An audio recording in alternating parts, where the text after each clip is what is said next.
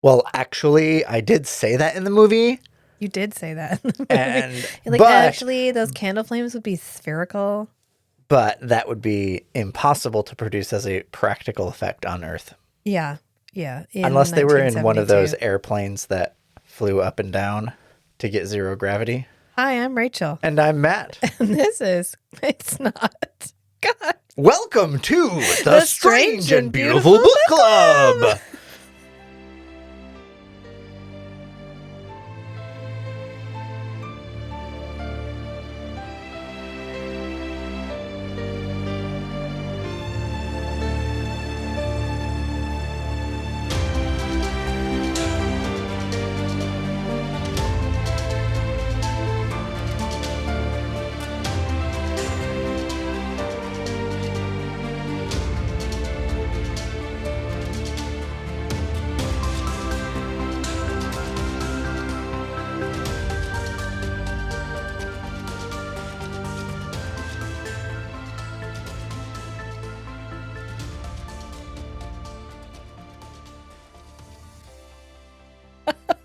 That's the weirdest intro we've ever done. No, it's not. No, it's not. I miss the time when we used to talk for half an hour and then be like, oh, yeah, we have to do an intro. Or you'd have to add it in post. Oh, those were the good days. I mean, it's still the good days. What am I talking about? Here I am.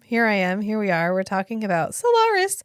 Solaris. I sang it. I don't know why. I do that actually when I'm mad at the kids and I don't want to yell. It's when you're overwhelmed. Then I start as I've singing. noticed. And so my daughter has started singing at me. Mom, I'm really frustrated right now. Like, well, you know what? As a coping strategy, it seems like that could the other thing you're trying to do is make your voice more entertaining to motivate the kids to actually listen to what you're saying. Could be. I just know that they do it now, and as a coping strategy, I'm not mad that that's what they've picked up from me. Right. Better than yelling, I guess. So anyway. Yeah, I'll scream and throw things sometimes.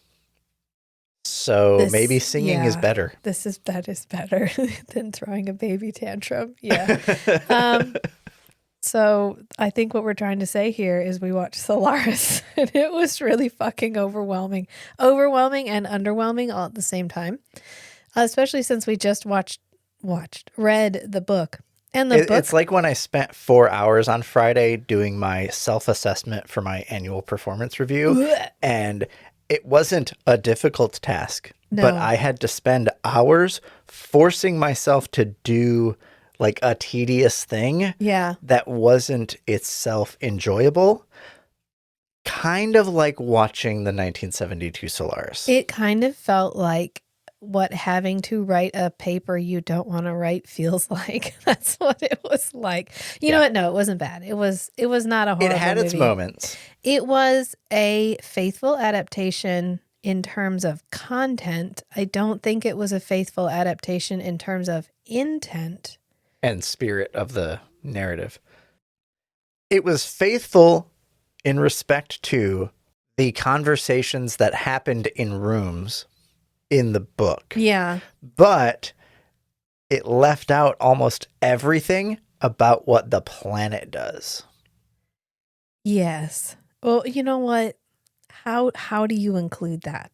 How do you include the mimoids and the symmetrioid and the symmetriads and the asymmetriads in you don't. I mean, you'd have to have sketches in books. It was slow and pensive enough as it is. I did not need an interlude where I watched goo like wiggle around and transform into things. Ooh, I know how you could have done it. As a practical effect, here's what you do. You get a block of wax. You carve it into a complex geometric shape. You melt it and you play it backwards. And then you melt it and play it backwards. Yeah. That, I think, could have been an effective way to And then the movie could have been 4 hours long instead of 2 hours and 46 minutes. 2 hours and 46 minutes. I feel like that's almost as long as the audiobook probably is. So since we've already covered the book, we can skip through the plot. So plot-wise, we get into the head of the main character, Chris. Yeah.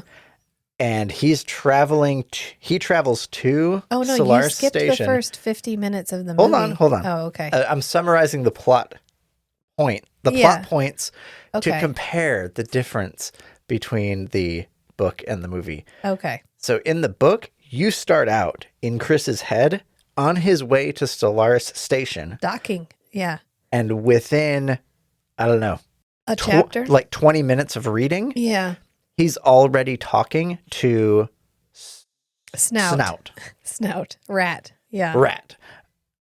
In the movie, he doesn't meet Snout until almost 50 minutes into the movie. Correct. And at that point, there's 2 hours left. Yes. After he meets Snout. Yes.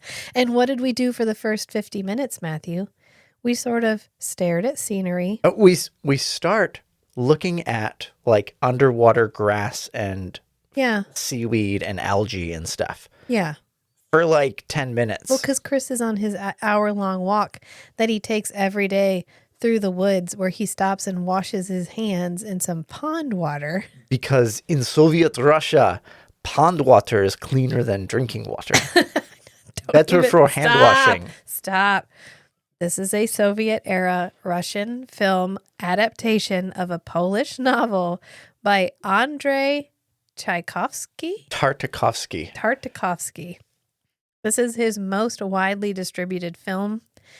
Apparently, when they first made it, he was asked to cut all references to God and Christianity out of it. What? And he refused to. He edited it like a little bit and then gave it back to them and was like, how about now? And they were like, all right, fine. Go with it. We do move a couple things around. One thing we do in the very beginning that normally it pops up halfway maybe through the book is the testimony from Burton. Yes. And that's the pilot guy who was like, I saw a fucking baby. And they were like, was it a baby though? 13-foot tall baby. And he was like, yeah, it was a really big fucking baby. And they were like, if it's big, can it be a baby? And he's like, did you think you got me there? Because you didn't get me there. They skipped all of that pedantic, is it a baby if it's 13 feet tall? Yeah. Well, I didn't say it was a baby. I said it was a small child, like a toddler. But is it a child if it's 13 feet tall? Yeah, that was yes. very, okay. But how can you tell? I can tell by the way it is, douchebag. Yeah, and we meet Burton, and he's kind of the guy at the very beginning, and I liked his line because he talks to Chris, and Chris is kind of a douchebag. This was actually kind of an interesting discussion, but also just like, wow, Chris is a douchebag, because Burton is like, listen, I think you need to understand the importance of what's happening on Solaris, because in this narrative, Solaris is this planet that we found. And at first we were all super excited about studying it. But at this point, it has almost become like a religious pilgrimage. If you go to it as a scientist, it's because you have nothing left. Or you are so dedicated to the niche scientific study of this particular planet. Yeah. And as they say, solaristics is in degradation. So it's like anybody who studies Solaris, who is a solarist or whatever, is someone who is like, you're a fringe scientist at this point. And that's why the station, which used to have 80 some members on it, now only has 3. And so they are sending Chris to this station in the movie. In the book, his motivation, unclear. He's there to study it. Yeah. In the book, he's actually like an academic solarist who's he studied under Gabarian. Yeah. Gabarian was like his academic advisor, whatever. Right. He completed his PhD. He published a paper that got somebody's attention. Anyway, he was like, almost nobody wants to go to Solaris anymore. Right. But he was still very interested. Yeah. In like active new novel investigations into Solaris. And they had an opening They had a few dozen openings. Yeah. And one applicant. And Gabarian was like, come on. And he's like, cool, I'll go. So that's why he's going in the book. But in the movie, he's going because he's there to decide whether or not this station should continue to be manned. Is it time to just abandon this altogether? As a slightly disinterested third party. Yeah.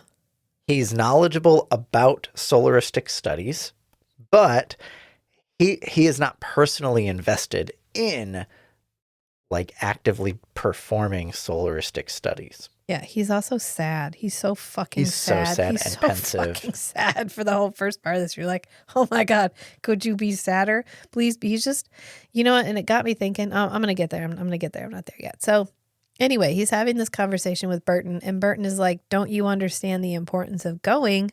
I saw some really weird shit. I need you to check it out while you're there. Like, that's why I'm here. I'm friends with your father. He can vouch for me. I'm a sane person. And I saw some weird stuff. And he's like, yeah, I'm sorry. I'm not listening to you because I think you're trying to bias me.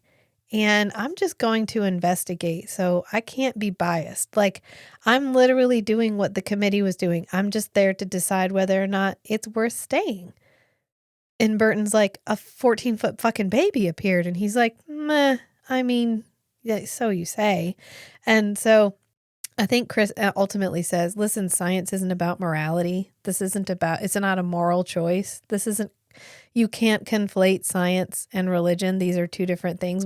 If it's time to let it go, we need to let it go. And Burton is like, science should be concerned with morality. And then he leaves and he's walking past Chris's dad and he's like, we're done and we're fucking through. And he's like, we've been friends for 20 years. And he's like, well, it's bound to end sometime. And he just leaves. and then Chris's dad is like, are you going to take your boy? Because Burton brought his son. Yeah. And he was like, play. can you watch him for a couple of days? And he's like, nah, sure. Yeah. My wife's not going to be doing anything. It's totally fine. But no, he takes his boy with him. And if for the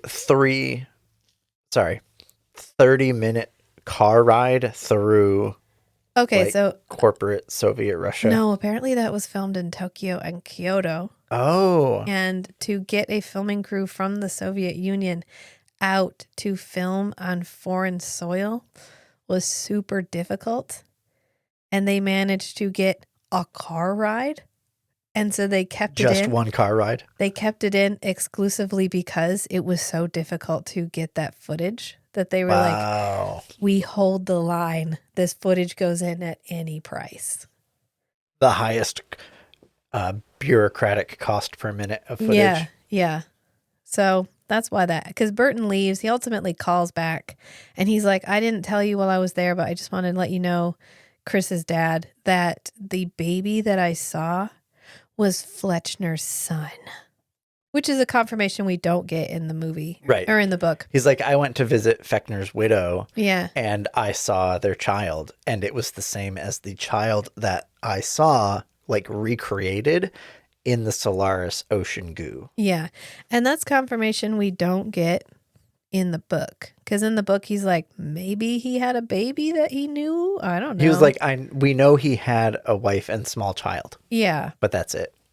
Yeah. And then we end that phone conversation, and that's when we get our like long driving scene, like long, and nothing happens. You could probably just fast forward through it. It's really long, unless you want to be like, wow, you guys did a really good job getting out of the Soviet Union to film that. So good job on you. Kudos. And then 50 minutes into the movie, we finally get to the planet. And I love this space station because it feels like Space Station by Home Depot. A la Love, the movie that we watched by the same guy who did Underwater. Yeah. And The Signal. William Eubank. Yep. That's the guy.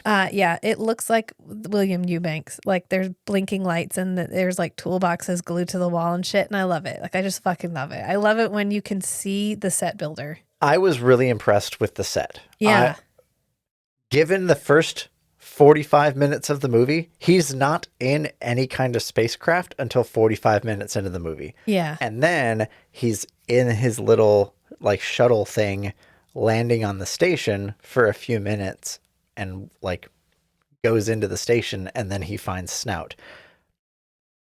So given the fact that we postponed any kind of space station footage until after 45 minutes into the movie, I was a little bit worried that the space station was going to be cheesy, like an office building or something. Also a la Love. Yeah. That happened. Yep. So apparently Andre was interviewed because he had not seen 2000: A Space Odyssey when he made this movie. Oh. And so people were like, well, why did you choose to like emulate 2001: A Space Odyssey? And he was like, I never fucking seen it. Like, I don't know what you're talking about. But he apparently had like a thing where he talked about other sci-fi makers, other sci-fi creators.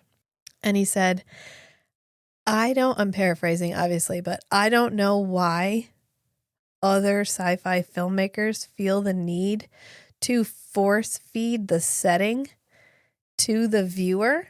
The setting should not be what you are coming to the show to see. Like, I don't know why the scenery in 2001: A Space Odyssey was way more important than the story. Perhaps he didn't have a good story to tell.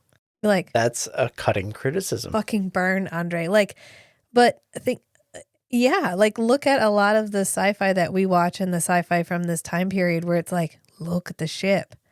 Look at this pen float through the air for 15 minutes. I mean, there's that whole sequence in 2001: A Space Odyssey where he's traveling to the space station and then he's docking in the space station and then we're in the space station and it's so long. And yeah, you're force-fed the setting. And so he wanted the setting to feel like it wasn't, like it was just there, but it wasn't as important as the story. And I feel like he achieved that. You think he achieved making the scenery feel less important than the story? Yeah. Do you not think so? Oh, no, I think I just don't know how focused he was on the story. Oh, I mean, I'm not talking about adapting the novel. I'm talking about the story he ended up telling in the movie. Yeah. Yeah. Yeah. I think because everything is same, you know, all the hallways look the same. All the rooms are effectively the same. And then there's the except for the fucking library, which I feel like I want to be in the library because it feels like a character in and of itself, but we're going to get there. The thing that I thought was really funny is we just did this episode of Forever Night where we get the line that it's not the house that's haunted, it's the people. And this is very much, it's not the spaceship that's haunted, it's the people. Right. Or the planet. Or the planet. It's not the planet that's haunted, it's the people who come to it. Yeah. You bring your ghost your own with baggage. You pack your own baggage. You bring your own shit. And it just unpacks your baggage for you, man. I don't know why everybody's so upset. I did struggle with the motivations in the novel. It felt like, or as we discussed in this isn't actually existential horror, and this isn't eldritch horror. This is machismo horror. Because it is a bunch of men forced to confront their own inner conflict in front of other men. And they can't talk about their feelings. Ugh, that's gross. No. Icky. Like, oh, is that your wife? Yeah, she's a hot chick and I bang her all the time. Don't ask me questions. They're only suffering because of their own, like, I don't know, boundaries. Yeah. I don't know, boundary seems too gentle of a term, but their only insistment. It's only their like self-imposed constraints on how they communicate and like posture in front of the other human beings with penises that causes them to suffer the experiences that they're having. Right. If they had just been like, oh my God, guys, like my dead son showed up and I still hold like a lot of pain from that happening. Yeah. And seeing this reproduction of my dead son is really painful because it just reminds me of the future with this child that I lost. Yeah. And I don't know if I feel conflicted about like interacting with this reproduction, because am I like cheapening the memory of my real son? And if they just actually had that kind of open conversation, it'd be like, okay, I can deal with this guest, visitor, G formation, whatever. Yeah. And I don't have to like pretend that I'm all okay in front of the other humans with penises, which would reduce everybody's suffering massively. Right. It would not be like a horror movie at that point. Almost as if patriarchy harms everybody. Huh. Oh. Anyway, let's talk about something more pressing, which is his leather space pants. And the straps cupping the underside of his buttocks. And his penis. What is happening with these pants? I was so distracted. It was an interesting wardrobe choice. Well, he's walking around looking for people. Like, he gets off of the space station, of his little shuttle, and he has a backpack, and he's like, hello, is anybody here? And he trips over his own shoelace, which seems like an odd thing to include, unless you're trying to show me that he's wearing like lace up rocky, like shit kicker boots. Like, I don't know. And he's also wearing these really form fitting pants that have these like mesh, like a mesh up both sides. And then from the inside of his inseam up to his waistband in like a V in the front, which ends up making this V around his crotch in the front. And then he has a strap that hugs the bottom of his buttocks on both sides in the back. And the only utilitarian purpose I can think of is he does have like a carabiner hanging off his one piece of mesh on his leg. And I think it must be just, you could stick anything in there. It's not so much a pocket. If those are elastic and they're only sewed to the pant fabric at the ends and the middle, then you could, whatever you have in your hands, you can just stick it in a strap. Yeah, like a net. And it would work in full gravity. It would work in zero gravity. It's just like utilitarian. But he never uses it like that. Right. Well, he's also wearing a leather jacket, like a straight leather jacket. And he's always sweating profusely. A mesh shirt. He's wearing a solid color shirt. Yeah. And then he has this like really tight mesh. It's the mesh like pattern that's tight. Yeah. I guess the shirt is very form-fitting too. The shirt's pretty tight, yeah. But and he's got it tucked into his pants. It looks like the solid color and the mesh shirts are one piece. And it's just like an interesting overlay of fabric. But then we see him later wearing just the mesh shirt with no undershirt. Yeah. Interesting fashion choice. And it's purely a fashion choice. Okay. It's not utilitarian. So what I'm thinking is we are 2 times removed from this movie. We are removed by 50 years of time. Mm-hmm. And we are removed culturally. Like, the country that made this does not exist anymore. And we are not even the slightest bit Russian. So we don't, culturally we're removed, and time-wise we're removed. I have a feeling. And language barrier, we're removed. I have a feeling this guy was supposed to be like the silver fox. Yeah. Yeah. Yeah, I agree. Because people don't change. I mean, that's the whole point of the book, really. But people don't change. You make movies with hot people because hot people get people to go see the movies. This guy probably was supposed to be like George Clooney. Yeah. Yeah. He's the eye candy, which is why he's wearing like shit kicker boots, ass hugging pants, and a mesh shirt. But he has a dad bod. In certain societies, dad bod means you have enough to eat. I mean, and you're successful. That could have been aesthetically what they were going for, is that type of body shape. And I mean, he has like his streak of white hair in the front. It's a very... Oh yeah, his hair is usually pretty styled. And when it's not, people mention it. Yeah. So I have a feeling he's supposed to be the hot guy in the movie. Okay. Yeah. And he's quite short. And then Snout. Ew. I know. The short guy? And then the guy who plays Snout is even shorter. And everybody is smoking. Everyone smokes. Oh yes, they're smoking on a space station. They're smoking on and a they space have station. candles There's on a space candles station. on a space station. There's guns on a space station. None of these things are okay. You should not have a projectile weapon where you need to have a pressure seal. Like, you can't shoot a bullet. What if it went through the wall and it decompressed the station?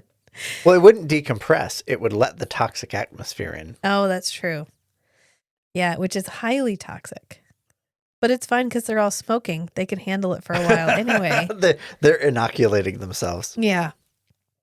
But he gets there and he ends up going to, well, he meets Snout, which is like a kind of an odd. We actually get to see that he has a visitor because there's a hammock in his room. Yeah, that's what it is. And it starts moving. Yeah, and then as Snout is closing the door after kicking Chris out, he sees an ear of like a child in the hammock just as the door is closing. So, which is more than we ever get in the book. Right, that happened. And then he goes to find a room which is bubble shaped. It's round on all sides. Okay, so if it has to maintain pressure, like the whole section of the station would be curved to like resist the pressure difference between inside the ship and inside the station and outside the station. But each room would not itself be bubble shaped. Right. It might have one wall that is curved as part of a larger sphere or ovoid or whatever, but you'd have like flat walls in between the rooms that all share the same exterior wall. But this room and the other like quarters that we see, they are themselves independent bubbles. Yeah. So I guess these are like at the end of a tunnel and they bubble out by themselves, maybe to have multiple windows. I don't know. Or they told the set guys, hey, we need these round rooms. It's space. It's space. It's space. Kind of. And maybe the set guys were like, okay, all the rooms are bubble shaped. Yeah. And then they got there and like, oh, guys. There's only a window They were supposed to have one shared curved wall. This is a space station. Think about it. Fine, we're in space. There's one. Did you see the miniature of the exterior of the space station? Look at it. Which looked really cool, by the way. The approach to the space station looked really cool. A lot of these effects are way more cost effective, like actual performance effective and cost effective to do a miniature and clever camera work, especially because they didn't have CG. Yeah. But then even nowadays, it's still a more like future-proofed special effect to do a miniature. Love some practical effects. Yeah. If you do like 95% practical effects and just cover up the edges with CG, you're going to get a much better product than 100% CG. Right, because almost as if removing the craftsman from the craft makes it not as good. Yeah. Oh, weird how that works.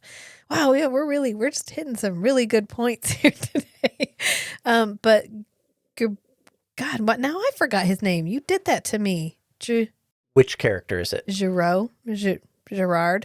Sartorius? No, Gibran. Snout. Gibran. What is his name? Jabarian. Jabarian. Thank you. God, I knew it. I gave it to you, and I couldn't get it back from you. So Gibarian's we can share it. His note becomes like a VCR tape, basically, like a DVD player on his flat screen TV. And it's a bunch of exposition. And I do like that he actually listens to the tape when he finds it. Yeah, go How figure. about that? Yeah, and then he goes to see Sartorius, and hey, we got rid of and this is a direct quote from the book, negress.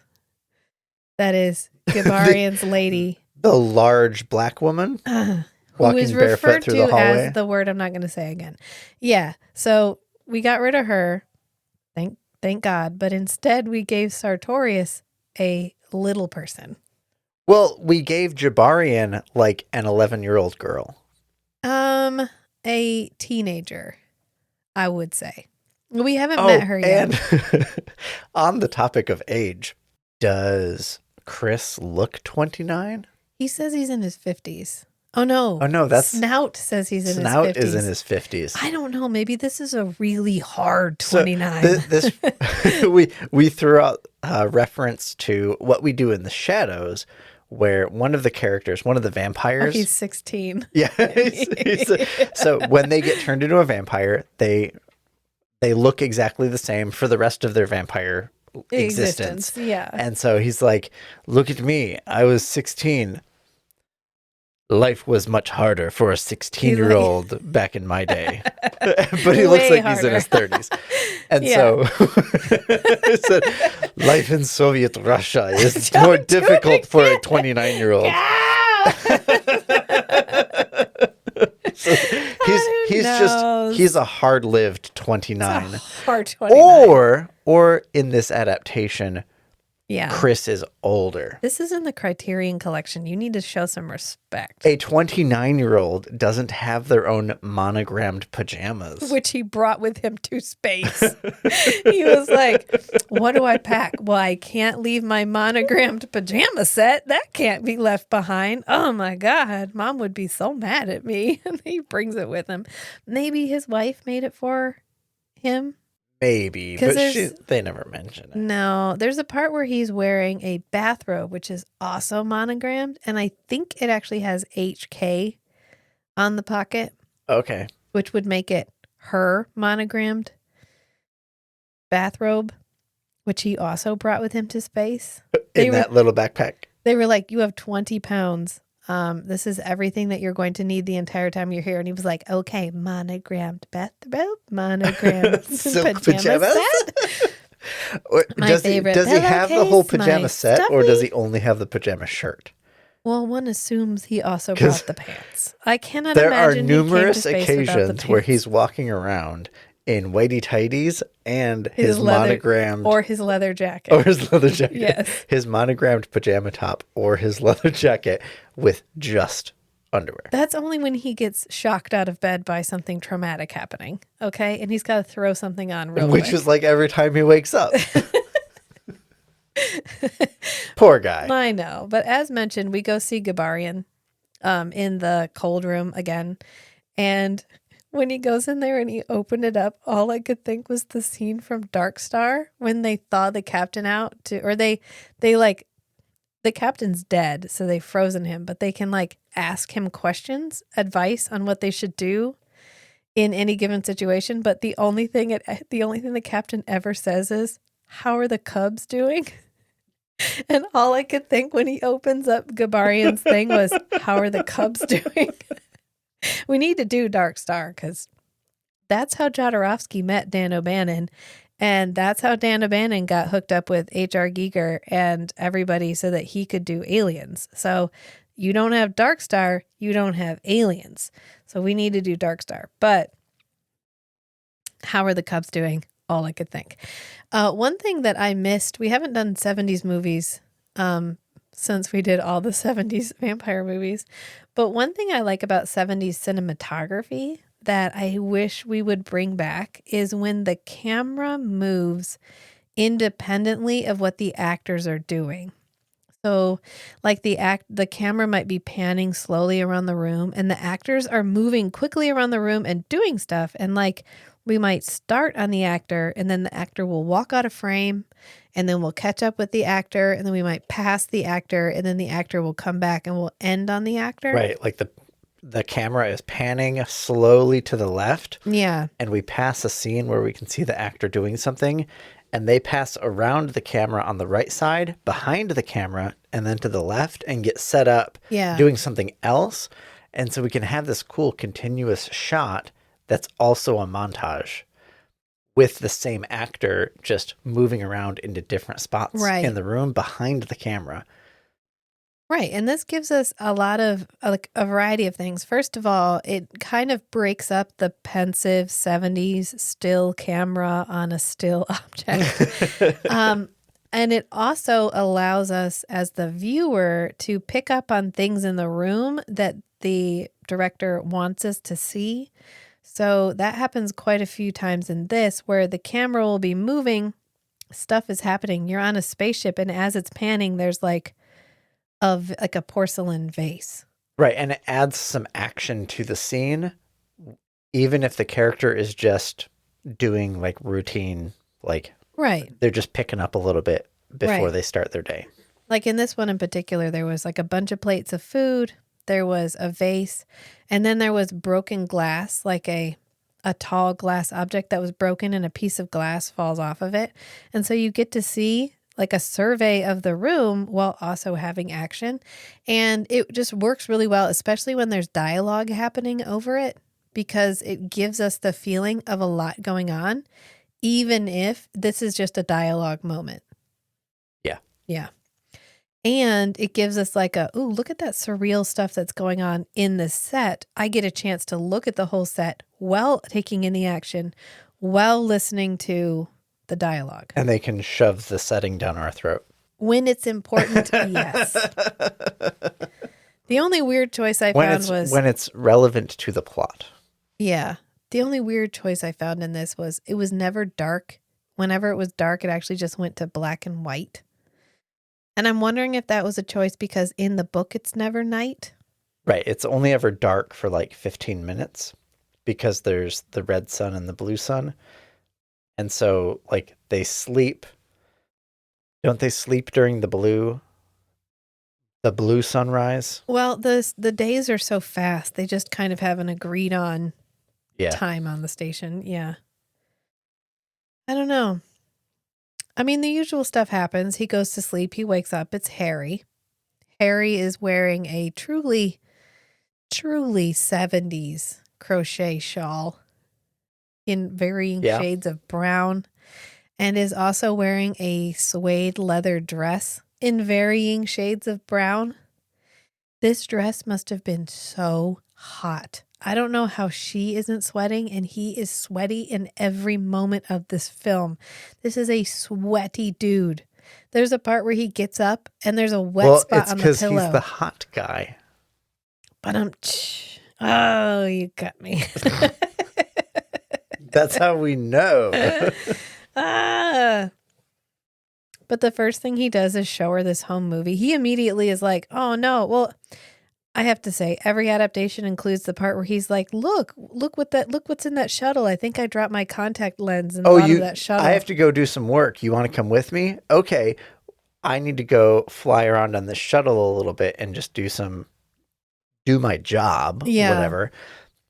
You go in first because I need to go in last to shut the hatch correctly. Okay, you're inside. Okay, bye. Shut the hatches. Bye, Harleisha. So what ends up happening in this one is the button to launch the rocket is inside the launch room. And when you push the button, it closes the door that lets you out of the rocket launching chamber. So launching the rocket locks you in the room with the rocket. Which causes you to get burns every time you launch a rocket. Right. So this is supposed to be like a routine thing. They have these unmanned rockets that it says they ship stuff up to the satelloid, and then the satelloid can send the rocket back, and it's all automated on the satelloid. Yeah. What are they shipping to the satelloid from the station, though? Just vibes. Just vibes. The vibes were not immaculate. We put them in the rocket and we just sent it off into space. I imagine they must be getting regular shipments of supplies like food and water. Yeah, that is the object of least importance. We never talk about it. And cigarettes. They just eat. And candles. Not condensed meat. Yeah, condensed meat. They keep eating, and I'm like, condensed meat? What? How do you condense? What do you do to condense meat? Do you boil it down until it becomes a solid? Wait, no. You can it. No, but they didn't call it canned. They called it condensed, like condensed milk. I want to look this up. Condensed meat. This is an article from Time from July 6th, 1942. Oh, good. Is this a story? Let's see. Okay. Claude Wickard looked, sniffed, tasted, grinned. The Department of Agriculture scientists watched him anxiously. On the plate they had served him were pork and beef croquettes and stew.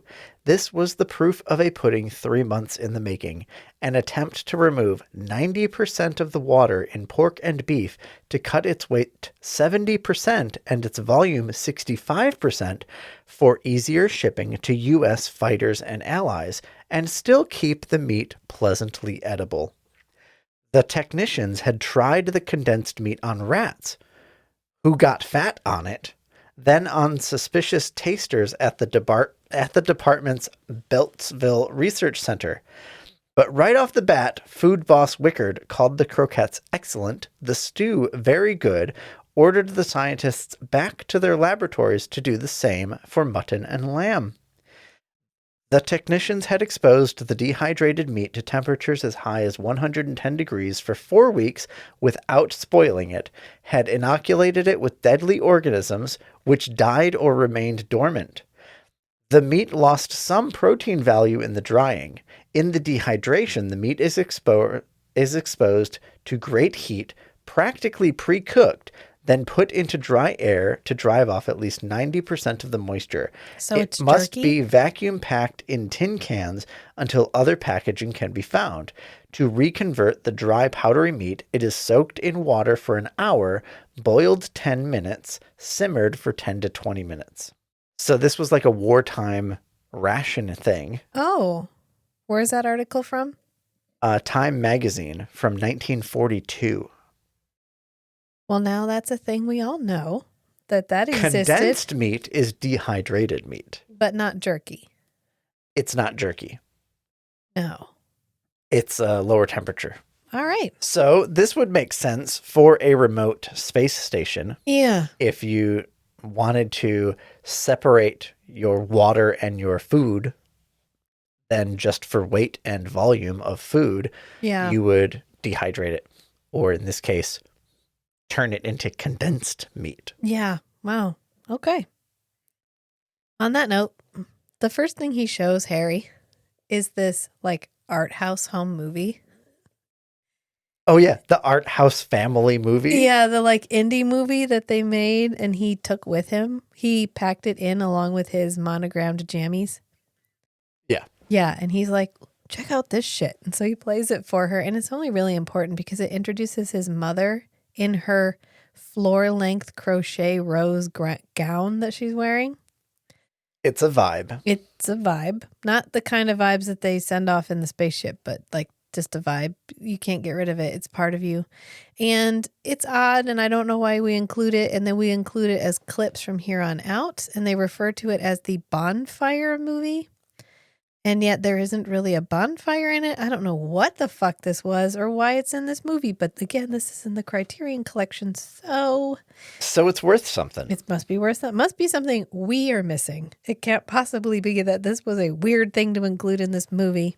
The thing I did like about this movie that I preferred over the book was Harry's emotional journey. I feel like in the book we sort of get her realizing she's not human and then ultimately choosing to not stick around, but we don't really get the full emotional impact of what that does to the being formerly known as Harry.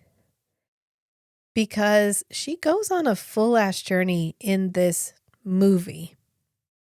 Kind of because we shift the focus from this is about the fact that humans are too irrational to be able to actually establish contact with an alien race. And instead we're like, is it about the wife though? I think it's about the wife though. The wife, right? The wife. I'm pretty sure this is about him wanting to stay with his hot young wife that he got back. I'm almost positive that's the point of the book. Yeah, no, we're just gonna, this is the film, the filmmakers. Yeah. But Natalia Bondarchuk. Yeah, apparently she got top billing. She rocked. She really did. She was the best actress in this movie. Well, the only thing the dudes got to do was be stoic. Right. They had to. Yeah. Because they're macho men. They're macho. They cannot look weak or vulnerable in front of the other humans with penises. That's why they can't tell each other about their guests. Yeah. And they never do. Natalia since she doesn't have a penis, she's not susceptible to the same like lack of ability to be vulnerable. Yeah. And so she can just chew their asses out about and does being stupid. Yeah, because then we go to the library. Snout is like, it's my birthday and I'm throwing a party and I want everybody to come. And they're like, it's not your birthday. And he's like, that doesn't matter. I'm having a birthday party. You need to come to it. So they go to the library, which is the fucking library set. First, it's all in wood. It apparently has AstroTurf for carpet. There are these Russian winter scenes hanging on the wall, like portraits, painted that we spend portraits. Dozens of minutes yeah, perusing. We zoom in and like pan around quite a bit. There's a copy of Don Quixote with a flower pressed in the middle of it. There's candelabras all over the place that are lit. There's a full-on crystal chandelier hanging from the ceiling. There is a large wooden meeting table in the center that is covered in like plates and dishes and shit. There's marble sculptures. There's a brass astrolabe. There is what is happening? It is like they raided the prop cupboard. They were like, well, what can we put in here? And they're like, I don't know, maybe, I mean, they got to have a nice place to go. Let's make it real nice instead of literally everything here had to be shipped here. And I think it's supposed to be a little bit like, this is how long this station has been here. It has been here so long. Right, that it's been made this like comfortable. Yeah. Yeah, that we have had the resources and the time, and that everyone bringing a little bit at a time has allowed us to create like a second home here. And they're kind of meeting up to discuss what to do with the G units. I don't know, the G formations, the ghosts, the visitors, the guests. Harry actually gets a line, like a real line, a monologue.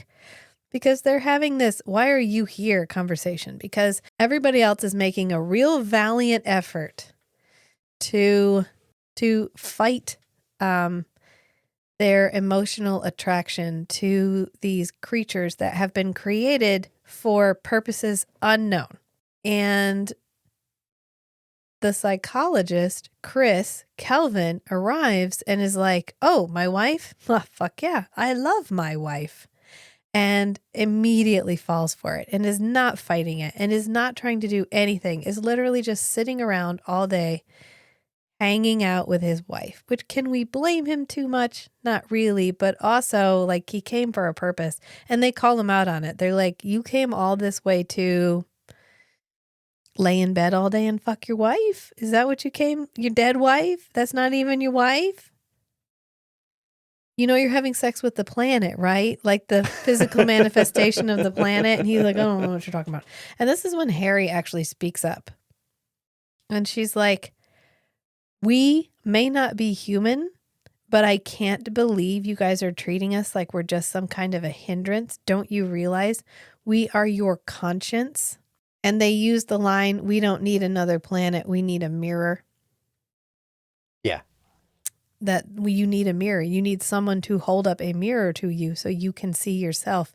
Maybe how can you talk to the planet if you can't talk to each other? Exactly. And I love that her growing independence gets displayed by her ability to be a distance away from him. Like he leaves and then he's like, oh shit, I shut the door. She's totally defeated by doors. She doesn't know how to open them. I have to go back and get her. And he goes back and she's just sitting there smoking like, oh, I'm sorry. I got lost in thought. Is everything okay? And Snout is like, yeah, she's becoming more human, but don't you realize that that is not a good thing? That we don't want her to be more human? It kind of reminds me of, that's what it reminds me of. I was trying to figure out what all it reminded me of. And it kind of reminds me of the Doctor Who episode Midnight. Oh, yeah, where it's just in the train thing. Yeah. We do not talk to goblin men. We do not eat their fruit. We do not know on what they've fed their dirty, thirsty roots. Uh-huh. That's a really good episode. It's a really good episode of Doctor Who, but it's We don't know who they are. We don't know what them becoming more human could mean. What if they become so human they forget they're not human? And then we get the suicide attempt, her drinking liquid oxygen, which I get, but also this is an entire ass space station. And you go with, I'm going to drink one of the most caustic substances it's possible to drink. It's like Drano is the worst possible solution. The other thing with liquid oxygen is it has to be super, super cold. It's almost like for storage temperature, it's almost liquid nitrogen. So the first effect that's going to happen is you're going to get frozen. Yeah. And you're not going to get like, I guess it's the opposite of acid, alkaline burned. Yeah. Until everything starts thawing. Yeah. Yeah, you're going to die. And it's going to hurt the whole time you're dying. Yeah. And so that's how she chooses to do it. Again, she does it in the book and she does it in this. And this is where she earns her star. Like she earns her money because she has to die and then writhe around coming back to life and then gasp like her esophagus was melted, which it was. And then be like, no, motherfucker. I thought I was going to die. God damn it. And then ultimately, of course, she does die because they figured out how to make them go away. And she opts for that. She opts for that because she, at this point, knows she is not human. She knows she is not Harry. And she knows that Chris would give everything up to stay and be with her, but she doesn't know what that means. Right. And I think she still likes or loves Chris enough, like as a residual of starting out as the Harry from Chris's memory. She still like respects him enough to recognize that that's not the best thing for him. Right. Is to stay around on this station just for her. Yeah. Which she doesn't want to stay around anyway. Right. And they do the encephalogram thing where they scan his brain and they send it into the ocean. And then apparently Harry is gone and now something is changing on the surface of Solaris. It's creating islands. And they're like, okay. And then we cut to like, he's home. He has this whole part where he has a fever and Harry saves him and Snout saves him.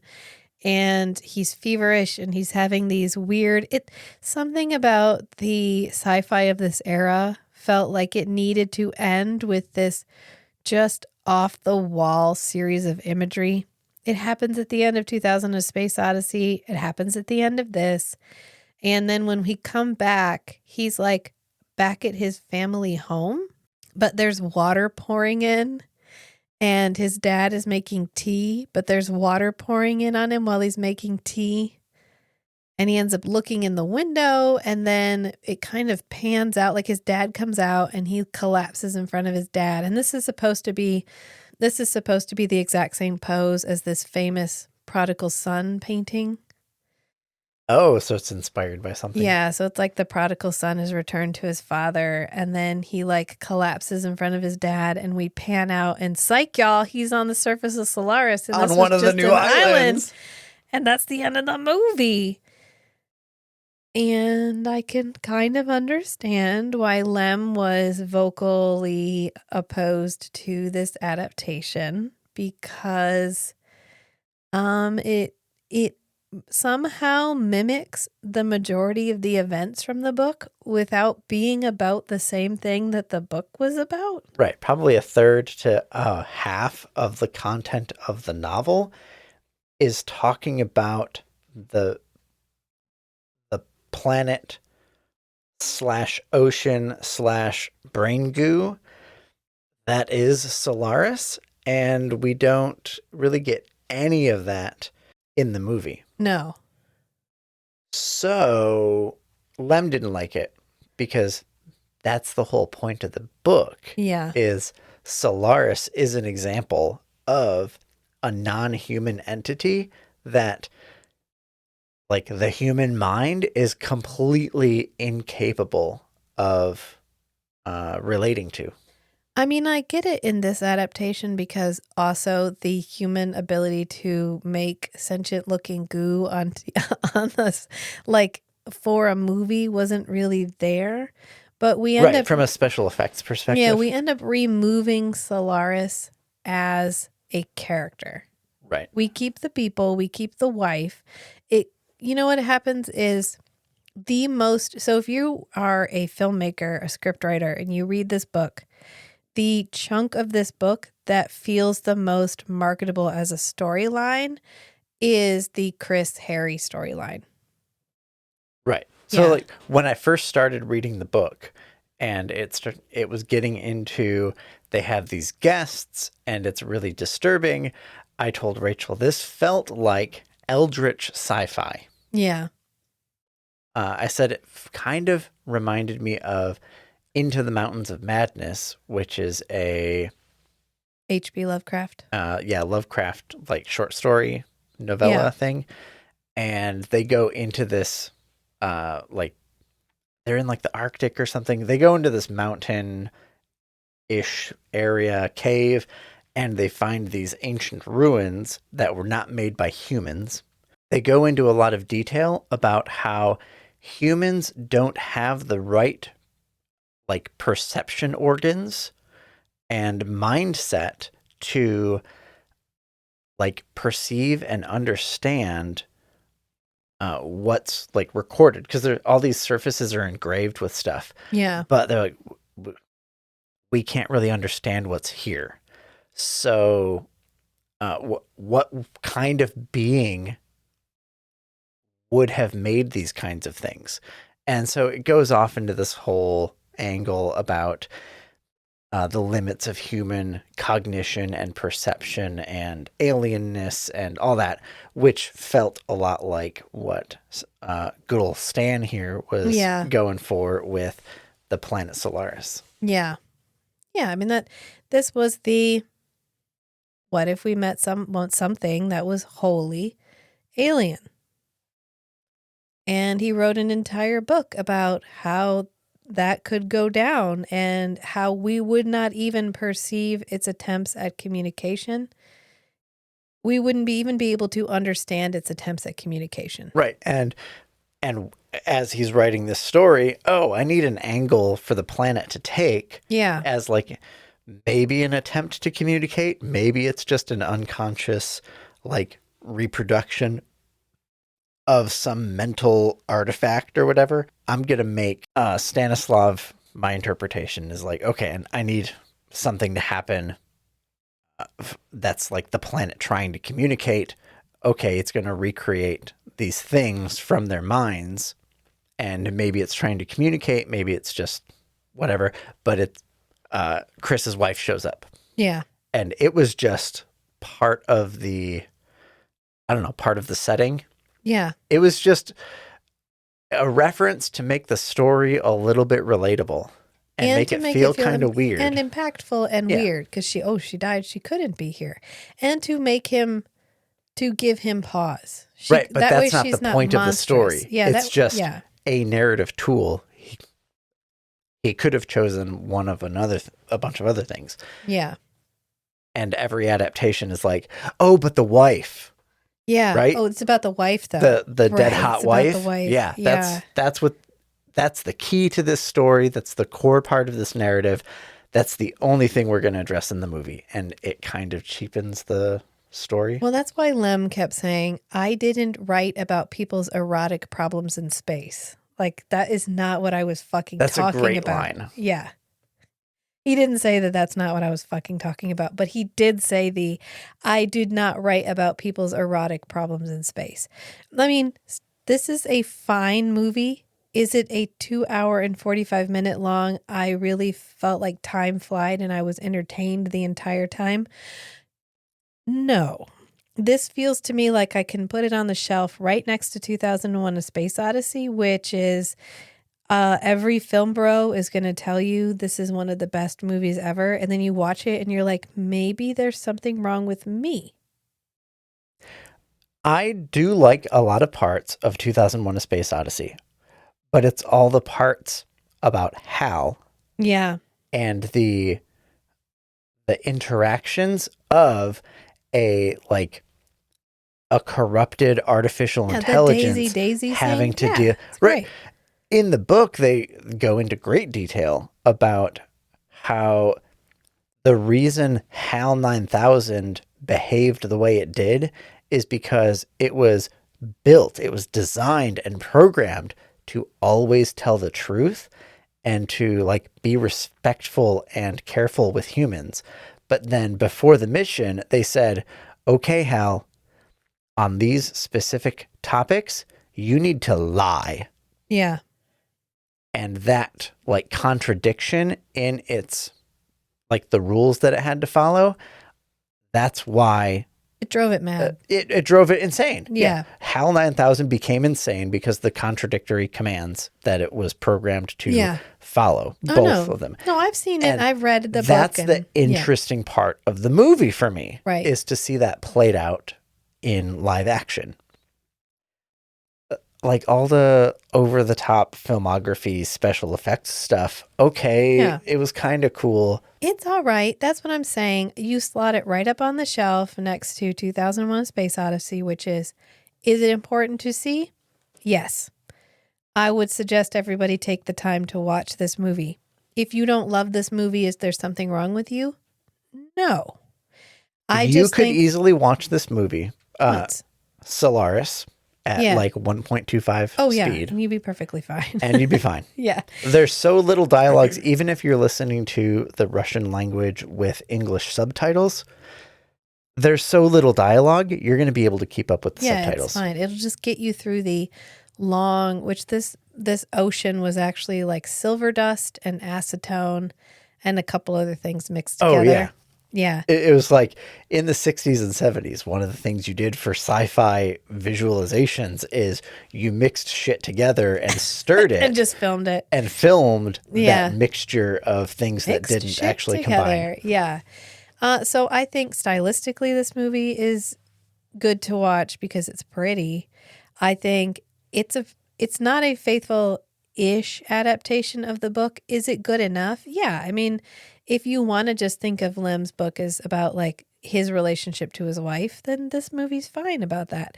And if you want to watch a dude in shit kicker boots and tight space pants, also got you. It's just one of those it's art, right?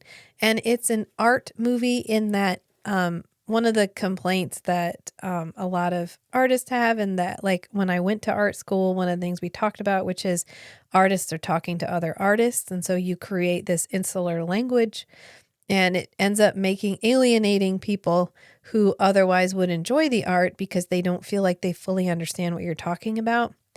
And what I'm trying to avoid with this podcast and in life in general is for us to create this language of film people talking to other film people.